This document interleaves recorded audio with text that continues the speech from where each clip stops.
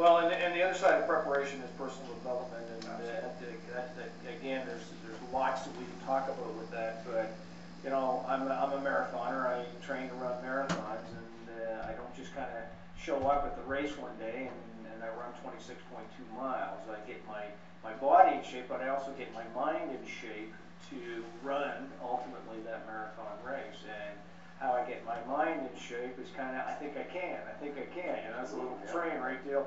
And that's all about reading positive-minded things, staying away from the news. You talk about running is, you know, I'm not much of a runner. Yes, I know. Yeah, that's right. But I've been trying to get out there and do that for all the good reasons.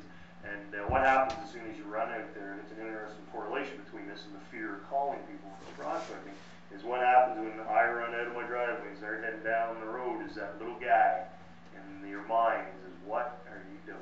Yeah. You don't need to go any further. This is stupid. It's 7 o'clock. Yeah, go back to bed. Yeah. This makes no sense. Yeah. What do you mean one more telephone? You go back home and be cozy. Absolutely. So how do you become successful running? You beat that little guy in your mind.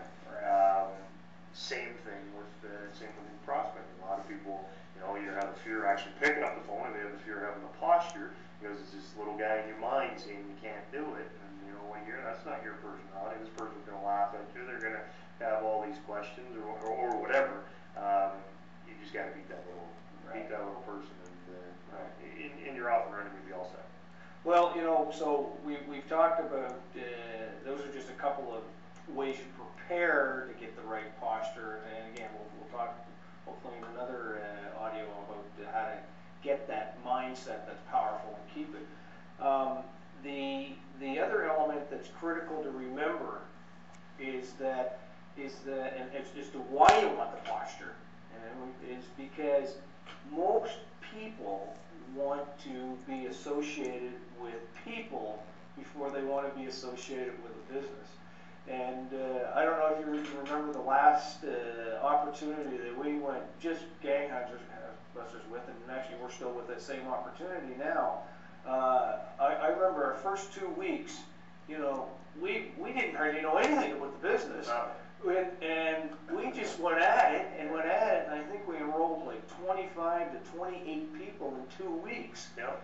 All because of who we were and the excitement that we were generating, and it was all about, and so people were gravitated to us, you and I, versus the opportunity. And we had watched it because we developed it over time before from other opportunities. Right. And that's what we did. Is we just, and that's a great example of what can happen when, you know, people say, well, the posture.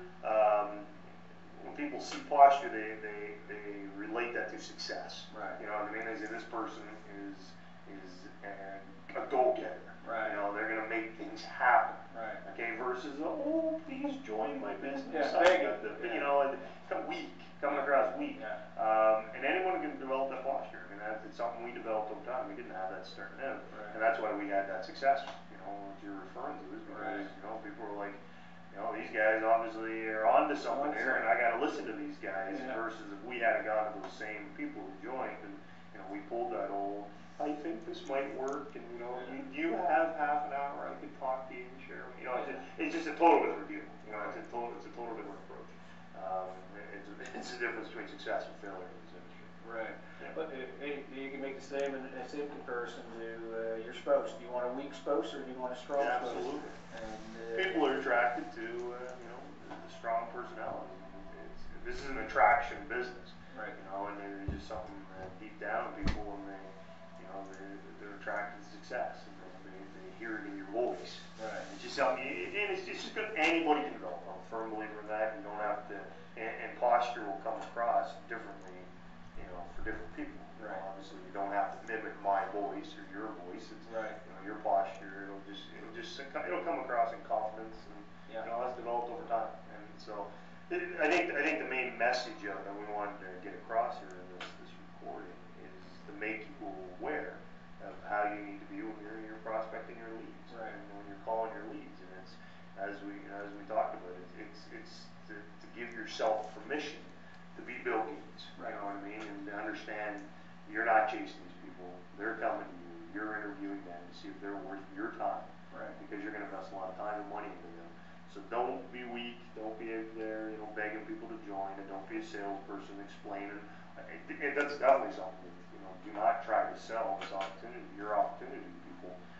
You want to interview them first before you even present one little bit about your opportunity. You want to see if they are worth your time. Right. Yeah. And the other thing, just kind of in closing, as we get to the end of this, at the end of this audio, dress the part too. I mean, if you're up there, if you find yourself kind of sloughing around in your pink slippers and your pajamas or your sweatpants or your T-shirt that's all ripped and everything, and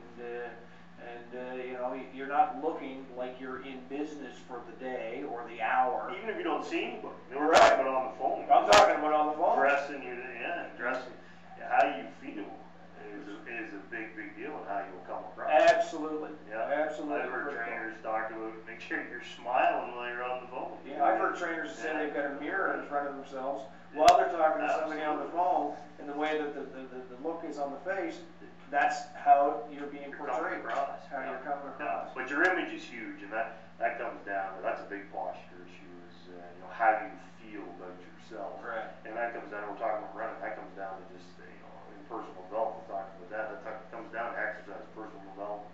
A healthy self-image is going to improve how you come across on the phone. It really is. Right. Like you say, they talk about this being a business you can do in your boxer shorts or whatever. I would never do this business in my boxer shorts for that reason. Yeah. You know me, I'll make sure that I'll put on a jacket sometimes to make my calls, just because I feel more professional. And it's so important that if you have had a bad day and you're scheduled to do a call, cancel the calls. Yeah, absolutely. Because the caller is going to hear your tone as not being the type of person that or find a way to get yourself up. Right. Go out for a run. Or listen to some upbeat music. Upbeat music, or do something, or a little motivational speaking or something. Get yourself up. Get yourself up before you make calls. That's a better way. I think to say that. So, closing, gang. It's kind of, we could say it from the beginning, this is kind of a fireside chat on our collective years and years of experience. You all know this. You all know that posture is important to be successful in this industry, and what we're trying to do is get you to heighten that to be extremely important, because people buy who you are before they're going to buy what you're representing. And practice makes perfect. Tiger Woods practices, Wayne Gretzky practices, all the top sports people practice. And Bill Gates even practices every day himself. And